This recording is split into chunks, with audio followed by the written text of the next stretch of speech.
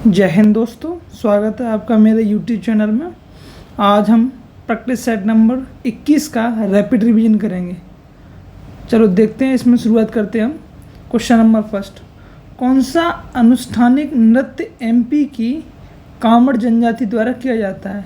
तो देखिए, कांवड़ जनजाति द्वारा अनुष्ठान नृत्य एमपी में कौन सा किया जाता है? वो तेरह ताली किया जाता है, जो कि एमपी और राजस्थान दोनों में किया जाता है। तो यहीं हम अब एमपी के कुछ अन्य डांस भी देखेंगे। जैसे चटखोरा कहाँ का है? एमपी का ही है। वो कोरकू जनजाति द्वारा किया जाता है। भगोरिया भील जनजाति द्वारा किया जाता है। बार नृत्य कंबर जनजाति द्वारा, और परधोनी बैगा जनजाति द्वारा। अब यहीं हम देखते हैं, जैसे घपाल ये राजस्थान का है। मुनारी ये उड़ीसा झारखंड दोनों में वो किया जाता है। और पैंका उड़ीसा झारखंड और छत्तीसगढ़ तीनों का ही है। चलते हैं नेक्स्ट क्वेश्चन की ओर। मंडोलिन वादन से जुड़ा शख्सियत कौन सा है? तो देखिए, मंडोलिन से जुड़े जो शख्सियत हैं वो कौन से हैं? वो हैं यू श्री निवास। कौन है? यू श्री निवास हैं।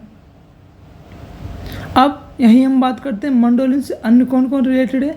तो अपलापू श्रीनिवास और यू राजेश, ये दोनों भाई हैं और काफ़ी इंपॉर्टेंट है, जो पूछे जाते हैं। और यहीं हम दो बहनों की बात करें, श्री उषा और श्रीषा, ये दोनों भी मंडोलिन से संबंध रखती हैं। अब यहीं हम बात करें ब्रजभूषण काबरा, जो गिटार से संबंधित है। और विश्व मोहन भट्ट, ये किससे? मोहन बीड़ा से हैं। इन्हीं के नाम पर इसका नाम पड़ा था मोहन बीड़ा। अब एमएस गोपाल कृष्ण, ये वायलिन से हैं। अब हम बात करते हैं अगले क्वेश्चन की ओर। झारखंड में मवेशियों के सम्मान में दिवाली के तुरंत बाद अमावस्या के अगले दिन मनाया जाता है। तो देखिए, वो कौन सा त्यौहार है? तो वो कौन सा? सोहराय है, जो संथाल जनजाति द्वारा मनाया जाता है। अब हम बात करें झारखंड के अन्य कौन कौन से त्यौहार हैं। जैसे जावा एक ऐसा त्यौहार है जो अविवाहित लड़कियों द्वारा किया जाता है। और सरहुल कहाँ का है? ये भी झारखंड का है। तो जावा, सरहुल, कर्मा, वंदना, हलपुनहा, भक्ता परब, मकर और रोहिणी, ये सभी कहाँ के हैं? ये सभी झारखंड के हैं, जो आपको याद होनी चाहिए। चलो एक बार फिर देखते हैं कि जावा, सरहुल, कर्मा, वंदना, हलपुनहा और भक्ता परब, मकर और रोहिणी, ये सभी कहाँ के हैं? ये सभी झारखंड के हैं। अब यहीं हम बात करते हैं अगले क्वेश्चन की ओर। राजस्थान के किसान खेत में काम करते हैं, काम करते हुए कौन सा गीत गाते हैं? तो देखिए, कुछ जो गीत हैं वो काफ़ी इंपॉर्टेंट होते हैं, तो उसके बारे में हम देखेंगे। तो वो कौन सा गीत गाते हैं? पंखड़ा। क्या? पंखड़ा। तो देखिए, राजस्थान के अन्य गीत कौन कौन से हैं? एक लोटिया और एक मांड, अलगोजा और मंजीरा। अब देखिए, जो अलगोजा और मंजीरा हैं, यही राजस्थान के गीतों में वाद्य यंत्र में भी प्रयोग होते हैं। अब हम कुछ लोकगीत देखेंगे जो काफ़ी फेमस हैं। जैसे मंडोल गीत कहाँ किया जाता है? ये गोवा में किया जाता है। बाउल बंगाल में, ठीक है। ओबी महाराष्ट्र, आल्हा एमपी, पोवाड़ा महाराष्ट्र, बावगीता ये कर्नाटका है, और पाला उड़ीसा का है। तो ये आपको याद होना चाहिए। यहीं हम बात करें छत्तीसगढ़ का गीत कौन सा है? पांडवानी कहाँ का है? ये छत्तीसगढ़। और जम्मू कश्मीर का चक्री और भाका, ये कहाँ के हैं? जम्मू कश्मीर के। यूपी का बरहमास और सोहर और कहरवा, ये सभी कहाँ के हैं? ये सभी यूपी के गीत हैं।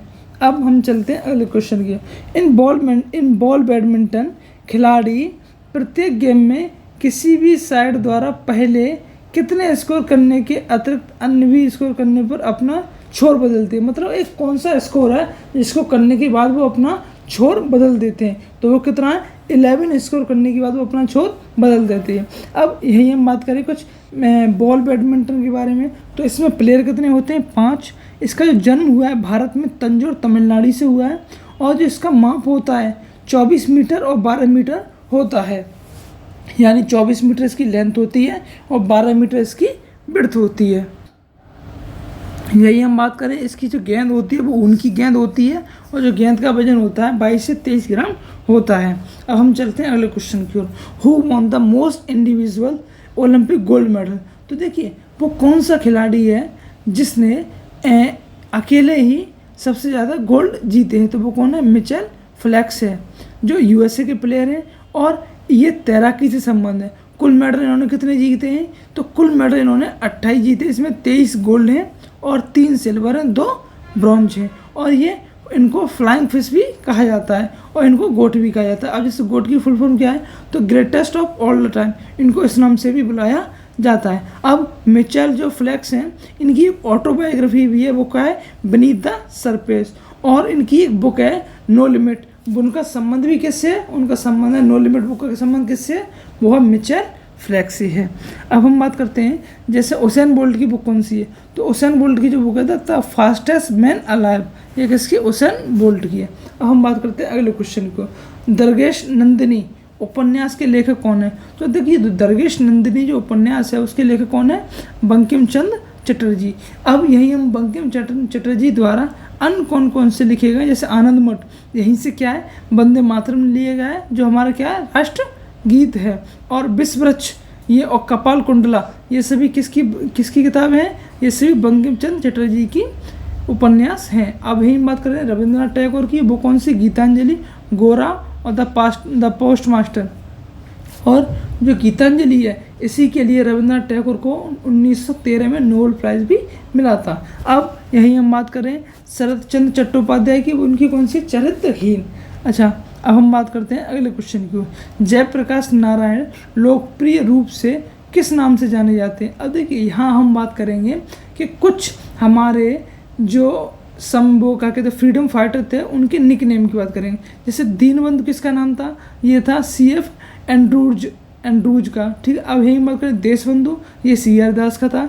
राजश्री पुरुषोत्तम दास टंडन का था। शांति पुरुष लाल बहादुर शास्त्री को ही कहा जाता था। महाजन मदन मोहन मालवीय, इन्होंने ही BHU की 1916 में स्थापना की थी। अब यही हम बात करें बाबूजी जगजीवन राम को बोलते हैं। देश रत्न राजेंद्र प्रसाद, बिहार विभूति डॉक्टर अनुराग नारायण। अब हम और राजश्री ये श्री राजगोपालाचारी, जननायक कर्पूरी ठाकुर। और देखिए ये कर्पूरी ठाकुर काफ़ी इंपॉर्टेंट है क्योंकि हाल ही में ये न्यूज़ में भी रहे थे, क्योंकि इन्हें किसी भारत रत्न से सम्मानित करने के लिए इनको चुना भी गया था, तो इसलिए ये काफ़ी इम्पोर्टेंट है। अब हम बात करते हैं अगले क्वेश्चन की ओर। State celebrate 1 November as their foundation day, मतलब वो कितने राज्य हैं जो अपना 1 नवंबर को फाउंडेशन डे मनाते हैं। तो देखिए जो 1 नवंबर को अपना फाउंडेशन डे मनाते हैं वो कौन कौन से हैं। पहला आंध्र प्रदेश 1 नवंबर 1956, फिर कर्नाटका, केरला, मध्य प्रदेश, हरियाणा जो 1 नवंबर 1966 को बनाया, पंजाब और छत्तीसगढ़ 1 नवंबर 2000 को। ये सभी ऐसे राज्य हैं जो अपना फाउंडेशन डे कब मनाते हैं, 1 नवंबर को मनाते हैं। अब यही मैं आपसे पूछूं वो यूनियन टेरिटरी कौन सी हैं जो नवंबर में ही, सॉरी अन्य कौन कौन से जो स्टेट हैं जो अपना नवंबर में ही वो मनाते हैं फाउंडेशन डे। तो यही हम बात करें उत्तराखंड की, तो वो अपना फाउंडेशन 9 नवंबर 2000 को मनाता है, जो कि यूपी से अलग होकर बनाता। अब यही हम बात करें झारखंड की, जो 15 नवंबर 2000 को अपना फाउंडेशन डे मनाता है। ये किससे अलग हुआ था, ये MP से अलग किया था। अब यही हम बात करते थे जो 2 यूटी कौन सी हैं जो अपना फाउंडेशन डे मनाती है 1 नवंबर को, तो वो पुडुचेरी और लक्षद्वीप हैं। जो 1 नवंबर 1954 पुडुचेरी और लक्षद्वीप 1 नवंबर 1956 को स्थापित हुआ। अब यही हम बात करें तेलंगाना, ये तेलंगाना 2 जून 2014 को अपना फाउंडेशन डे मनाता है। अब यही हम बात करते हैं अगले क्वेश्चन की ओर। प्रसिद्ध कटास राज मंदिर परिसर कई धर्मों के मंदिरों के साथ स्थित है। तो देखिए ये प्रसिद्ध कटास राज मंदिर कहाँ स्थित है, तो ये पाकिस्तान में स्थित है। ये एक हिंदू टेम्पल है। अब यहीं हम बात करें पाकिस्तान में अन्य कौन से हिंदू टेम्पल है, एक हिंगलाज मंदिर है, ये भी कहाँ पर है, ये पाकिस्तान में। और वरुण मंदिर ये कहाँ है, ये भी पाकिस्तान में है। अब यही हम बात करते हैं श्रीलंका में, तो श्रीलंका में एक हिंदू मंदिर है जिसको मुन्नेश्वर बोलते हैं। और म्यांमार में आनंद मंदिर और गोल्डन पैगोल ये कहाँ है, ये भी म्यांमार में है। अब नेपाल में बात करें पशुपतिनाथ मंदिर कहाँ है, ये नेपाल में है। चीन में कौन सा है, केयुआन मंदिर, ये कहाँ है, चीन में है, जो एक हिंदू टेम्पल है। अब यही हम बात करें अभी हाल ही में UAE में भी नरेंद्र मोदी द्वारा एक हिंदू टेम्पल का उद्घाटन किया था, वो कौन सा है, BAPS स्वामी नारायण मंदिर। अब BAPS क्या है, BAPS होता है बोचासन वाली श्री अक्षर पुरुषोत्तम स्वामी नारायण। अब हम बात करते हैं अगले क्वेश्चन की ओर। Official language in Indian constituency, तो देखिए सबसे पहले इंडियन कॉन्स्टिट्यूशन की टोटल लैंग्वेज कितनी है, तो ये टोटल लैंग्वेज 22 है, जिसमें 14 पहले थी, 8 बाद में जोड़ी गई हैं। जिससे टोटल 22 हुई हैं। अब ये पार्ट 17 में आती है, इसका शेड्यूल 8 है और आर्टिकल 343 से 351 तक है। अब यही हम बात करते हैं कुछ अन्य इम्पोर्टेंट आर्टिकल, जैसे आर्टिकल 343। तो आर्टिकल 343 क्या कहता है, official language of the union, union की ऑफिशियल लैंग्वेज कौन सी है। और यही हम बात करें 348 क्या कहता है, official language for the supreme court and high court. 348 में सुप्रीम कोर्ट और हाई कोर्ट के लिए जो ऑफिशियल लैंग्वेज है उसके बारे में लिखा गया है। और आर्टिकल 351 की बात करें, जिसमें डेवलपमेंट ऑफ हिंदी के लिए निर्देश दिए गए हैं, हिंदी का कैसे विकास हो।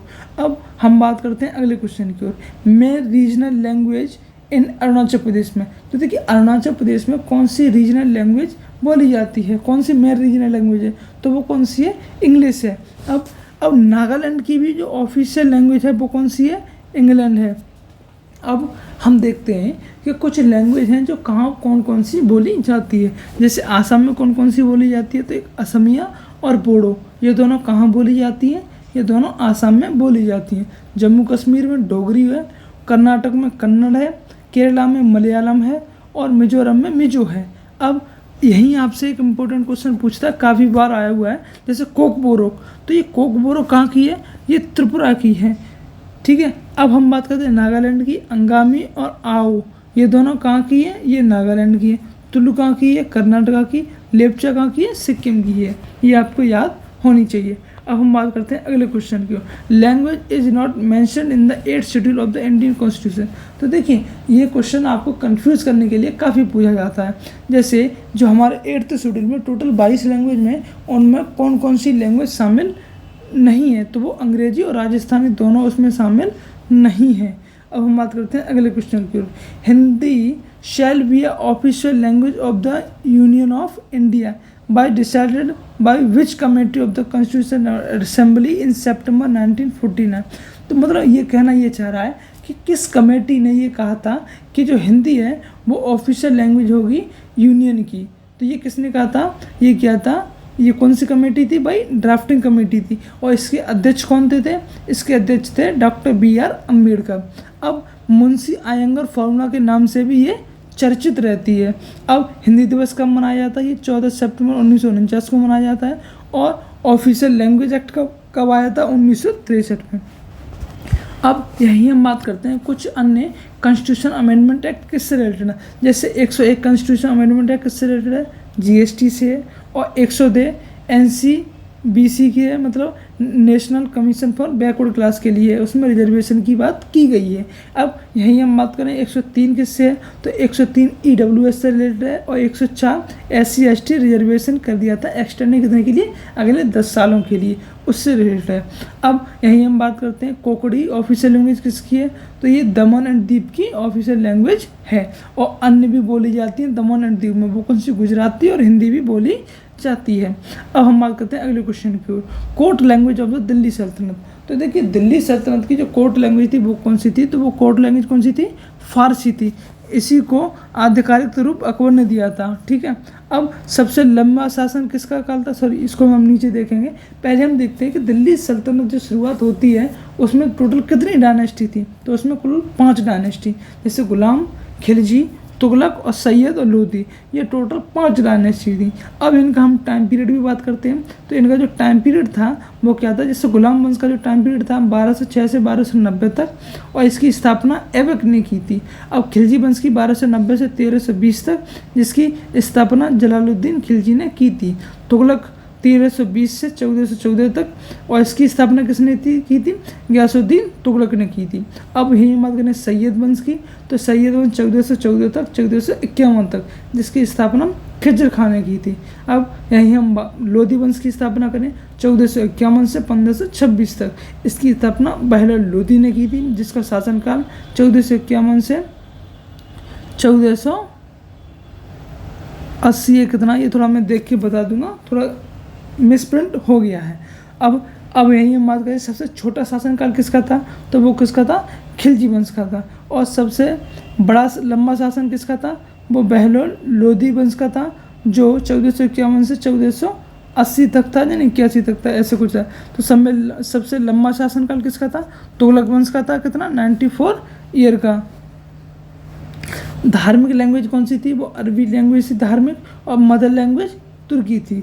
अब हम बात करते हैं अगले क्वेश्चन की ओर।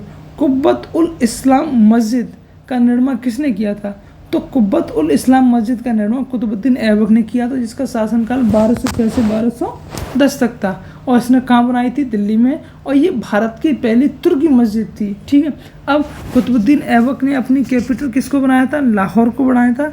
और इसी ने ही 2.5 दिन का जो झोंपड़ा है अजमेर में, इसको भी इसी ने बनवाया था। अब इसको हम लाल बख्श और पील बख्श के नाम से भी जाना जाता है। चौगान और घोड़े से गिरकर इसकी मौत हो गई थी। अब हम बात करें कि जो शासन था कौन सा? गुलाम वंश था। उसमें शासनकाल किसका कितना कितना रहा? जैसे हम ऐबक की बात करें तो ऐबक का 1206 से 1210 तक चला। उसके बाद कौन आया था? आराम शाह आया था, जो काफ़ी कम समय के लिए आया था। उसके बाद इल्तुतमिश, फिर रुकनुद्दीन फिरोज, और फिर रजिया सुल्तान। तो देखिए रजिया सुल्तान किसको हटाकर आई थी? ये क्वेश्चन काफ़ी पूछ लिया जाता है। तो वो किसको हटाकर आई थी?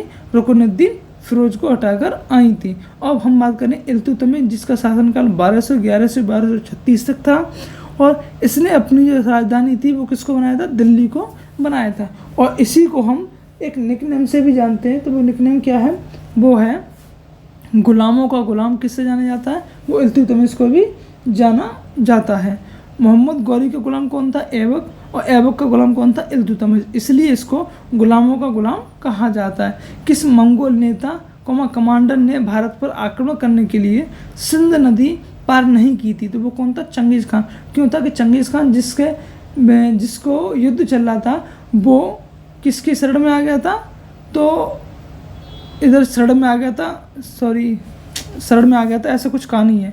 तो क्या था? चंगेज़ खान। तो चंगेज़ खान के अभियान कौन कौन से थे वो हम देखते हैं। एक ख्वारिज़म आक्रमण जो 1218 में किया था, और फिर 1219 में ट्रांस आकिसियान जो ईरान में है उसमें किया था। और भारत पर इसने 1221 में ये आया था, परंतु ये सिंधु नदी इसने पार नहीं की थी और ये वापस लौट गया था, इसने टाल दिया था।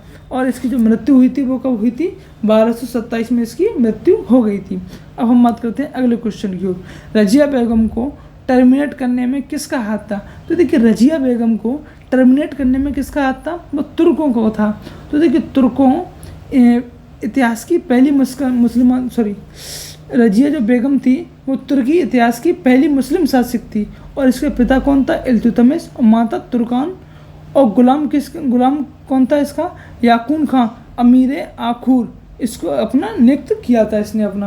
अब यही हम बात कर रहे हैं इल्तुतमिश था। इल्तुतमिश ने तुर्क 40 जिसमें 40 तुर्क सरदार थे और वो चालू किया था। और उसी में से ही एक सरदार था अमीर सरदार, जिसने अल्तुनिया में पंजाब का तबराहिंद भरंडा जो किला मुकाबरा है उसमें किसको? रजिया बेगम को किडनैप कर लिया था। ठीक है। अब हम बात करते हैं अगले क्वेश्चन की ओर। दार्श सिचुएटेड इन हिमाचल प्रदेश। तो देखिए जो दार्श है वो कहाँ सिचुएटेड है? वो सिपकीला पास पर।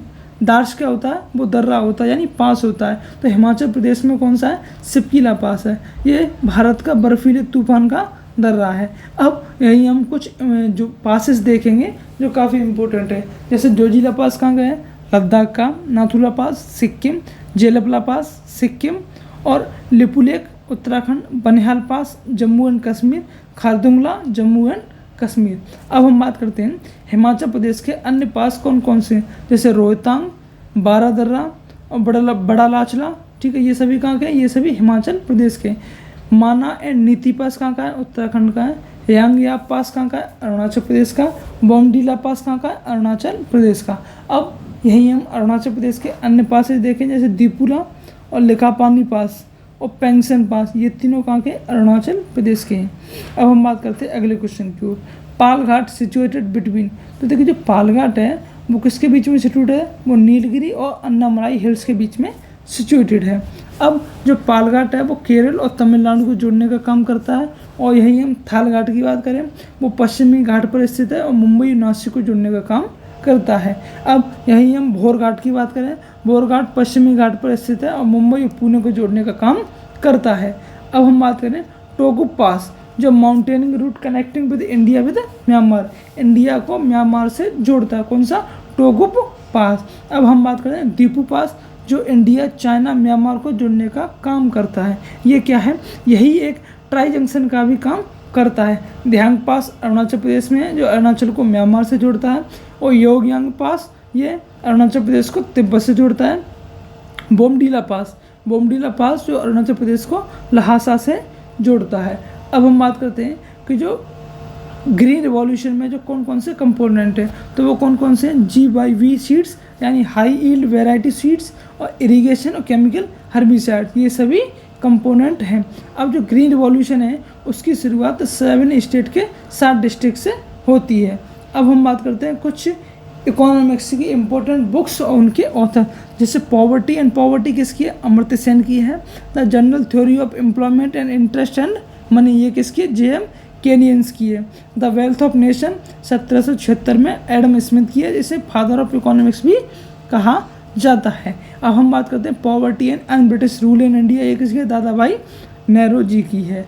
अब हम बात करते हैं कुछ इंडेक्स की बात करते हैं, जैसे कोस्पी इंडेक्स कहाँ का है, तो ये साउथ कोरिया का है। अब हम देखते हैं जापान का क्या है, निक्की किसका है, जापान का है।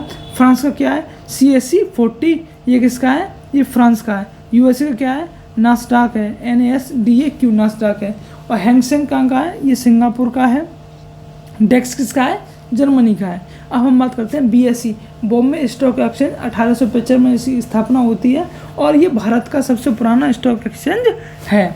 अब हम बात करते हैं अगले क्वेश्चन की ओर। The depth of the trough of a wave called, dimension बोलते हैं उसे, क्या, डायमेंशन। अब हम बात करते हैं कि जो लाइट वेव होती है वो ट्रांसफर वेव होती है, और जो साउंड वेव होती है वो कैसी होती है, लॉन्गिट्यूडनल वेव होती हैं। देखिए अब हम बात करते हैं ऑल्सो कॉल मेलेंटोसेफेलॉन।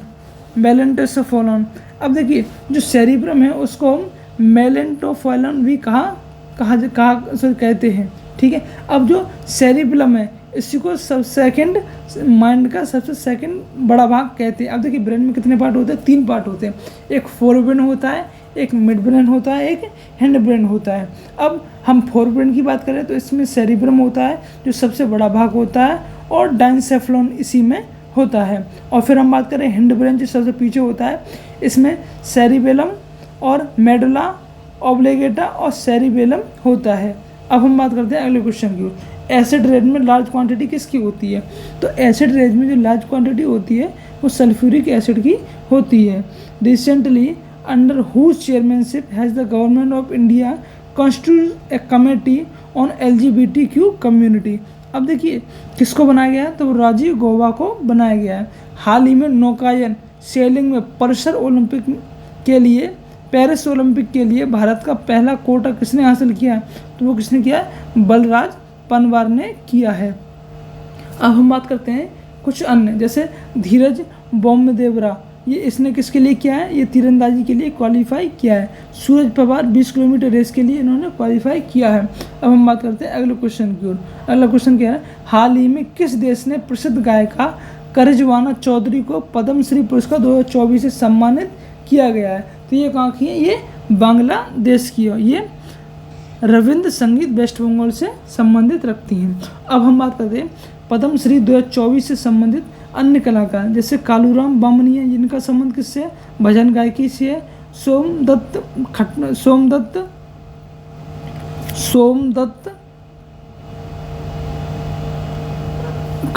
खट्टू इनका किससे, हिंदुस्तानी है। रोमालो राम ये डोगरी लोकनायक। रतन कहा लोक गायकी। IPL में 200 विकेट लेने वाले पहले बॉलर कौन है, वो युजवेंद्र चहल हैं, ठीक है। अब हम बात करते हैं हर्षल पटेल, ये पर्पल कैप विनर रहे हैं अभी हाल ही में, कितने 24 विकेट लेकर। IPL 2024 फाइनल मैच प्लेयर कौन है, वो चिदम्बरम स्टेडियम में खेला गया। और शुरुआत जो होती है IPL की वो 2008 में होती है, जब बेंगलुरु में, और इसकी जो पहला मैच था वो कहाँ हुआ था, बेंगलुरु M चिन्नास्वामी स्टेडियम में हुआ था। देखिए यहाँ आपका प्रैक्टिस सेट ख़त्म होता है, और यहाँ से हम क्या है कि मैं कुछ एक नई इम्पोर्टेंट सीरीज इसमें शुरू करना जा रहा हूँ, जिसमें क्या है कि जैसे अभी हमने पासेस पढ़े, तो इसमें क्या है कि हम छोटे छोटे जो पासेस हैं उनको धीमे से देखेंगे।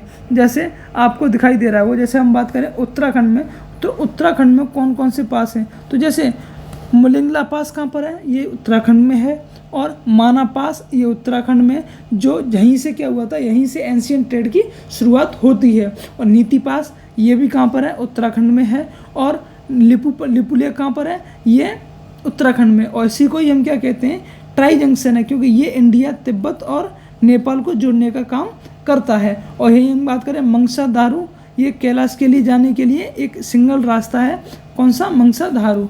अब यही हम बात करें सिक्किम में कौन कौन से हैं पासेस, तो एक डंगखाला पास और नाथू पास कहाँ पर है, सिक्किम में है। जेलपला पास सिक्किम में है।